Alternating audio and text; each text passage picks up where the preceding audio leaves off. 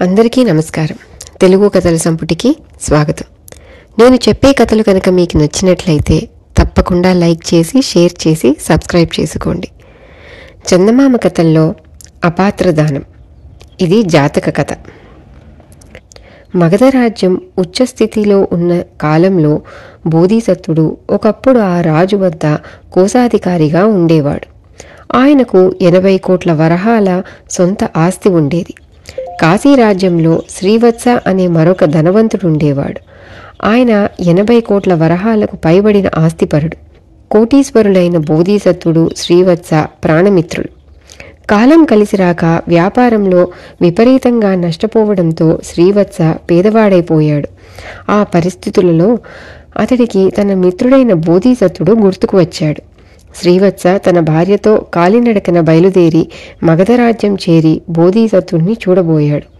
బోధిసత్వుడు ఆయనకు ఎదురు వెళ్ళి కుశల ప్రశ్నలు అడిగాడు. శ్రీవత్స పెద్దగా నిట్టూరుస్తూ, బోధిసత్వ, నా దశ మారిపోయింది, బికారినైపోయాను. ఇటువంటి స్థితిలో నాకు సహాయపడగలవాడివి నీవు ఒక్కడివే అని నమ్మి ఇలా వచ్చాను అన్నాడు. శ్రీవత్స, విచారించకు, కష్ట సమయంలో రావలసిన చోటికే వచ్చావు అని బోధిసత్వుడు తన దగ్గర ఉన్న ధనంలో సగం 40 కోట్ల వరహాలు మిత్రుడికి ఇవ్వడమే కాక దానితో పాటు తన పరివారంలోని సగం మందిని అతడి పరం చేశాడు. కొంతకాలం గడిచింది. రాజ్యంలో చెలరేగిన అరాజకం, అల్లర్ల కారణంగా బోధిసత్వుడు ఉద్యోగంతో పాటు ధనాన్ని కూడా పోగొట్టుకుని దారిద్ర్య బాధకు గురయ్యాడు. ఆయనకు ఈ స్థితిలో తనకు సాయపడగల మిత్రుడైన శ్రీవత్స తప్ప మరెవరూ లేరన్న నమ్మకం కలిగింది. వెంటనే బోధిసత్వుడు భార్యతో సంగతి చెప్పి ఆమెతో సహా కాశీరాజ్యానికి బయలుదేరాడు. ఆయన నగర సరిహద్దుల్లో చేరుతూనే భార్యను ఒక చెట్టు నీడలో విశ్రాంతి తీసుకుంటూ ఉండమని చెప్పి, నువ్వేమీ ఆదురపడద్దు, ప్రాణమిత్రుడైన శ్రీవత్సకు సంగతి చెప్పి నీ కోసం బండిని, పరిచారికలను పంపుతాను అని నగరంలోకి వెళ్ళాడు. బోధిసత్వుడు శ్రీవత్స ఉండే భవనద్వార కాపలావాడితో తాను ఎవరనేది చెప్పి ఆ సంగతి యజమానికి చెప్పమన్నాడు. కాపలావాడు లోపలికి పోయి తిరిగి వచ్చి బోధిసత్వుణ్ణి తన యజమాని రమ్మని చెప్పినట్టు తెలియపరిచాడు.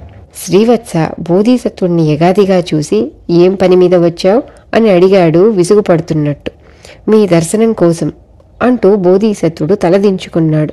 బస ఎక్కడ చేశావు అన్నాడు శ్రీవత్స. ఇంకా బస కుదుర్చుకోలేదు, నా భార్యను పొలిమేర దగ్గర వదిలి ఇలా వచ్చాను అన్నాడు బోధిసత్వుడు. నా ఇంట బస దొరకదు, 4 గింజలు ఇస్తాం, పట్టుకుపోయి గంజి కాచుకు తాగు అన్నాడు శ్రీవత్స కఠినంగా. ఆ మరుక్షణం ఒక సేవకుడు దోసెడు గింజలు తెచ్చి బోధిసత్వుడి ఒడిలో పోశాడు. బోధిసత్వుడు తన భార్య ఉన్న చోటుకు వెళ్ళాడు. మీ ప్రాణ స్నేహితుడు ఏమిచ్చాడు అని భార్య అడిగింది. మిత్రుడు శ్రీవత్స 4 గింజలతో మన పీడ వదుల్చుకున్నాడు అన్నాడు బోధిసత్వుడు నిర్వికారంగా. అవెందుకు పుచ్చుకున్నారండి? మనం అతడికిచ్చిన 40 కోట్ల వరహాలకు ఇది ప్రతిఫలమా? ఇలాంటి కృతజ్ఞని ముఖం చూడటమే పాపం అన్నది భార్య కోపంగా. కళ్ళనీళ్లు పెట్టుకున్న భార్యను ఓదార్చుతూ బోధిసత్వుడు, ఏది ఏమైనప్పటికీ ఒకసారి మిత్రులైన వారి మధ్య విరోధభావం ఏర్పడకూడదు, అందుకోసమే ఈ గింజలు పుచ్చుకున్నాను అన్నాడు. భార్యాభర్తలు ఇలా మాట్లాడుకుంటూ ఉండగానే సేవకుడొకడు ఆ దారినే వచ్చాడు. వాడు లోగడ బోధిసత్వుడు శ్రీవత్సకు పంచి ఇచ్చిన పరివారంలోనివాడు. వాడు తన పూర్వపు యజమానిని గుర్తించి కాళ్లపై పడి, అయ్యా, ఇలా వచ్చారేం అని అడిగాడు. బోధిసత్వుడు వాడికి జరిగినదంతా చెప్పాడు. సేవకుడు ఎంతగానో విచారించి బోధిసత్వుణ్ణి, ఆయన భార్యను తన ఇంటికి తీసుకుపోయి భోజనం పెట్టి ఉండేందుకు ఒక గది ఇచ్చాడు. వాడు ఆ తరువాత ఈ సంగతి తన తోడి సేవకులందరికీ చెప్పాడు. క్రమంగా కోటీశ్వరుడైన శ్రీవత్స మిత్రద్రోహం సంగతి కాశీరాజుకు తెలిసింది. ఆయన బోధిసత్వుణ్ణి పిలిపించి, నీవు శ్రీవత్సకు 40 కోట్ల వరహాలు ఇచ్చిన సంగతి నిజమేనా అని అడిగాడు. బోధిసత్వుడు రాజుకు అంతా వివరించాడు. రాజు శ్రీవత్సకు కబురు చేసి అతడికి బోధిసత్వుణ్ణి చూపుతూ, ఈయన నుంచి నువ్వు లోగడ ధన సహాయం పొందిన మాట నిజమేనా అని ప్రశ్నించాడు. నిజమే మహారాజా అన్నాడు శ్రీవత్స బిక్క చచ్చిపోతూ. అయితే ఈ సహాయానికి బదులు నీ మిత్రుడికి ఎలాంటి ఆదరణ చూపావు అన్నాడు రాజు. శ్రీవత్స సిగ్గుతో అవమానంతో తల వంచుకున్నాడు.